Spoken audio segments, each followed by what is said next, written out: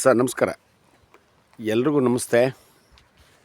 ಎಲ್ರಿಗೂ good evening. ಇದೊಂದು ಡಾಂಬರ್ ರಸ್ತೆ. ಈ ಡಾಂಬರ್ ರಸ್ತೆಗೆ ಹೊಂದ್ಕೊಂಡಂಗಿರ್ತಕ್ಕಂಥ ಈ ಒಂದು ಆಸ್ತಿ ರೀಸೇಲ್ ಪ್ರಾಪರ್ಟಿ 2 ಎಕರೆ 18 ಕುಂಟೆ ಸಂಪೂರ್ಣ ಹದ್ಬಸ್ತಾಗಿ ಕಲ್ಕಂಬ ಎಲ್ಲ ಆಗಿದೆ. ಓಕೆ,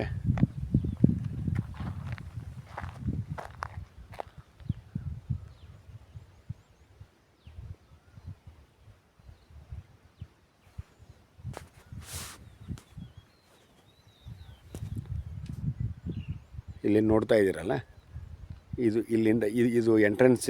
ಇದು ಅಂದರೆ ಈಸ್ಟ್ ಫೇಸಿಂಗ್ ಆದಂಗಿದೆ. ಆಸ್ತಿ ಚೆನ್ನಾಗಿದೆ, ಒಂದು ಸಮತಟ್ಟವಾಗಿದೆ. ಸಣ್ಣ ಪುಟ್ಟ ಸ್ವಲ್ಪ ಕ್ಲೀನ್ ಮಾಡೋ ಅಂಥದ್ದಿದೆ, ಅದಷ್ಟು ಬಿಟ್ಟರೆ ಬೇರೆ ಏನಿಲ್ಲ.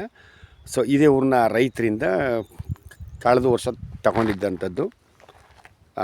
ಸೊ ಈಗ ಅವ್ರಿಗೇನು ಬೇರೆ ರೀತಿ ಏನೋ ಸ್ವಲ್ಪ ಆರ್ಥಿಕವಾದಂಥ ಒಂದು ವ್ಯವಹಾರ ಇದು ಆಗಿರೋದ್ರಿಂದ ನೋಡಿ ಇದನ್ನು ಕೊಟ್ಬಿಡ್ತಾಯಿದ್ದಾರೆ. ಸೊ ಈ ಆಸ್ತಿಗೆ ಸಂಬಂಧಪಟ್ಟಂಥ ಡಾಕ್ಯುಮೆಂಟ್ನ ಪ್ರತಿಯೊಂದು ತೆಗೆದು ಇಟ್ಕೊಂಡಿದ್ದಾರೆ. ಜೊತೆಗೆ VTCL ಡಾಕ್ಯುಮೆಂಟು ತಗೊಂಡಿದ್ದಾರೆ. ಇದು ಇದೇ ಊರಿನ ರೈತರು, ಲಿಂಗಾಯತರ ಆಸ್ತಿ ಆದರೂ ಕೂಡ ಇವರು VTCL ತಗೊಂಡಿದ್ದಾರೆ. ಓಕೆ, ಇದು ಈ ಗೇಟ್ ಹಾಕ್ಕೊಂಡಿದ್ದಾರಲ್ಲ, ಇದು ಇನ್ನೊಬ್ರದ್ದು. ಈಗ ನಾನು ಹೇಳ್ತಕ್ಕಂಥ ಆಸ್ತಿ ಈ ಗೇಟ್ಗೆ ಹೊಂದ್ಕೊಂಡಂಗೆ ಈ ಕಲ್ಕಂಬ ಇದೆಯಲ್ಲ, ಇದು ಕೂಡ ರೋಡ್ಗೆ ಒಂದು 120-130 ಅಡಿಯಷ್ಟು ಅಗಲ ಸಿಗುತ್ತೆ ನಿಮಗೆ. ಹಾಗೆ ಹಿಂಭಾಗಕ್ಕೆ ಹಾಗೆ ಹೋಗುತ್ತೆ ನೋಡಿ, ಕಲ್ಕಂಬ ಪೆನ್ಸು ಎಲ್ಲ ಆಗಿದೆ. ಪಂಪ್ಸೆಟ್ ಒಂದು ಆಗಿಲ್ಲ ಅಷ್ಟೇ.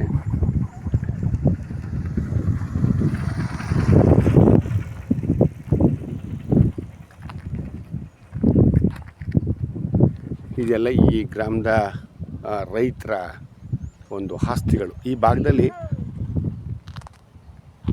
ಆಸ್ತಿಗಳು ಭಾಳ ವಿಶೇಷವಾಗಿದ್ದಾರೆ, ಆಯಿತಾ. ಈ ಆಸ್ತಿ ಬಂದು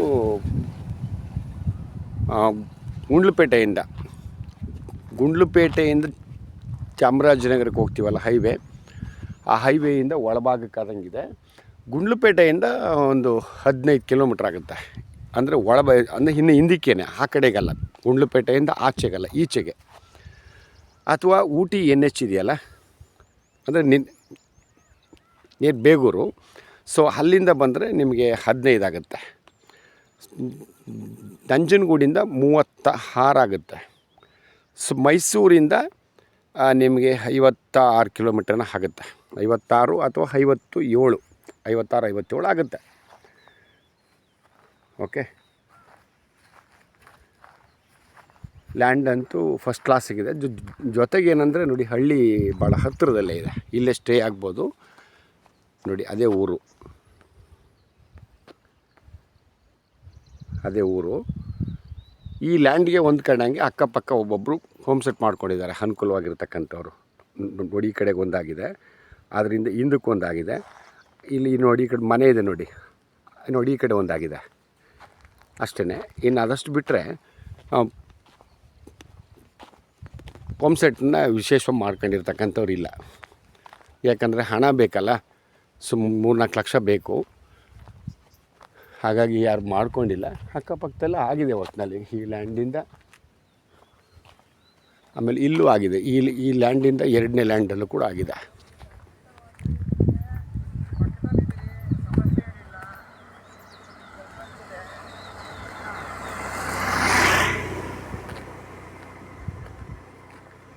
ಇಲ್ಲಿ ನೋಡಿ, ಇದೇ ಊರು.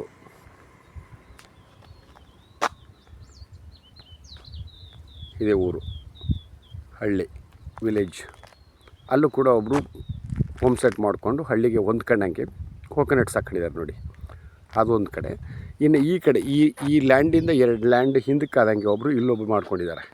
ಅಲ್ಲೊಂದು ಮರ ಕಾಣಿಸ್ತಾ ಇದೆಯಲ್ಲ, ಅಲ್ಲೂ ಒಬ್ರಿಗಾಗಿದೆ. ಅಂದರೆ ಇದೇ ಊರಿನವರು ಅವರು. ಹೊರಗಡೆಯವ್ರಿಗೆ ಏನು ಆಗಿರೋ ಅಂಥದ್ದಲ್ಲ. ಬಟ್ ಹಳ್ಳಿಯಿಂದ ಒಂದು ಅರ್ಧ ಕಿಲೋಮೀಟ್ರ್ ಅಷ್ಟಾಗುತ್ತೆ. ಒಂದು ನನ್ನ ಪ್ರಕಾರ ಗುಂಡ್ಲುಪೇಟೆಯಿಂದ 15 ಕಿಲೋಮೀಟ್ರ್ ಒಂದು ಪಕ್ಕ, ಅದರಲ್ಲಿ 2 ಮಾತಿಲ್ಲ. 15 ಕಿಲೋಮೀಟ್ರು. ಇವರು ಲ್ಯಾಂಡ್ ಓನರ್ ಬಂದು ಎಕರೆ 36 ಲಕ್ಷ ಹೇಳ್ತೀವಿ sir, final to final 35 lakh ಮಾಡಿಕೊಡ್ತೀನಿ ಅಂತ ಹೇಳ್ತಾ ಇದ್ದಾರೆ. ಆಯಿತು, ದಯವಿಟ್ಟು ಇಂಟ್ರೆಸ್ಟ್ ಇದ್ದಂಥವರು ಕಾಲ್ ಮಾಡಿ. ರೆಕಾರ್ಡೆಲ್ಲ ಕ್ಲಿಯರ್ ಇದೆ ಆಯಿತಾ. ಹಳ್ಳಿಗೆ ಹತ್ತಿರ ಇದೆ, ಅದ್ರ ಜೊತೆಗೆ ಡಾಂಬರ್ ರಸ್ತೆಗೆ ಹೊಂದ್ಕೊಂಡಂಗಿದೆ. ಅದ್ರ ಜೊತೆಗೆ ಇನ್ನೊಂದು ವಿಷಯ ಏನಂತಂದರೆ, ಈ ಚಾಮರಾಜನಗರ ಅಥವಾ ಗುಂಡ್ಲುಪೇಟೆ ಭಾಗಕ್ಕೆ ಬಂದಾಗ ಕೆಲವೊಬ್ಬರು ಸರ್ ಅಲ್ಲಿ ವಾಟ್ರು ಇಲ್ಲ ಹಾಗೆ ಹೀಗೆ ಅಂತ ಯಾರು ಹೇಳ್ತಾಯಿದ್ರು ಅನ್ನೋ ರೀತಿಯಲ್ಲಿ ಹೇಳ್ತಾರೆ. ಇತ್ತು, ಅದು ಇಲ್ಲ ಅಂತ ನಾನು ಹೇಳಲ್ಲ. ಈಗ ಒಂದು 20 ವರ್ಷಗಳ ಹಿಂದೆ 700 ಅಡಿ 800 ಅಡಿ ಹಾಕ್ಕೊಂಡು ಹೋಮ್ ಸೆಟ್ ಮಾಡ್ತಾಯಿದ್ರು ಒಬ್ಬೊಬ್ಬರು. ಇವಾಗ ಆ ವಾತಾವರಣ ಇಲ್ಲ. ಯಾಕೆಂದರೆ ಈ ಗ್ರಾಮ ಇರ್ಬೋದು ಅಥವಾ ಈ ಸುತ್ತಮುತ್ತಲಿನ ಅಕ್ಕಪಕ್ಕದ ಗ್ರಾಮದ ಅಥವಾ ಎಂಟೈರ್ ಗುಂಡ್ಲುಪೇಟೆ ತಾಲೂಕು ಅಥವಾ ಚಾಮರಾಜನಗರ ತಾಲೂಕು ಈ ಭಾಗದ ರೈತರಿಗೆ ಅನುಕೂಲ ಆಗಲಿ ಅಂತ ಹೇಳಿ ಕಳೆದ ಒಂದು 20 ವರ್ಷಗಳ ಹಿಂದೆ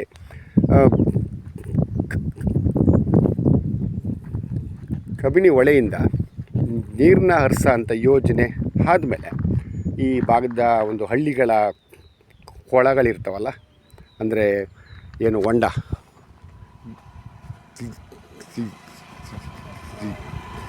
ಏಕಂತೀವಲ್ಲ,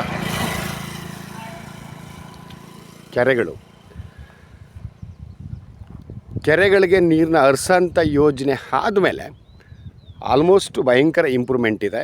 ಅದ್ರ ಜೊತೆಗೆ ರೈಟು ಕೂಡ ಹಂಗೆ ಇಂಪ್ರೂವ್ಮೆಂಟ್ ಆಗೋಗಿದೆ. ಆ ದೃಷ್ಟಿಯಿಂದ ಹೇಳ್ತಾ ಇರೋದು ನಾನು. ಒಳ್ಳೆ ವಾಟ್ರ್ ಇದೆ, ವಾಟ್ರಲ್ಲಿ ಏನು ಡೌಟ್ ಇಲ್ಲ, ಫಸ್ಟ್ ಕ್ಲಾಸ್ ಆಗಿದೆ.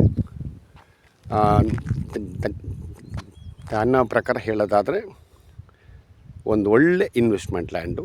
ಜೊತೆಗೆ ಇಲ್ಲೇ ಫಾರ್ಮ್ ಹೌಸ್ ಮಾಡ್ಕೊಂಡು ಬೇಕಾದರೆ ಇಲ್ಲೇ ಇರ್ಬೋದು, ಆ ಥರವಾಗಿದೆ.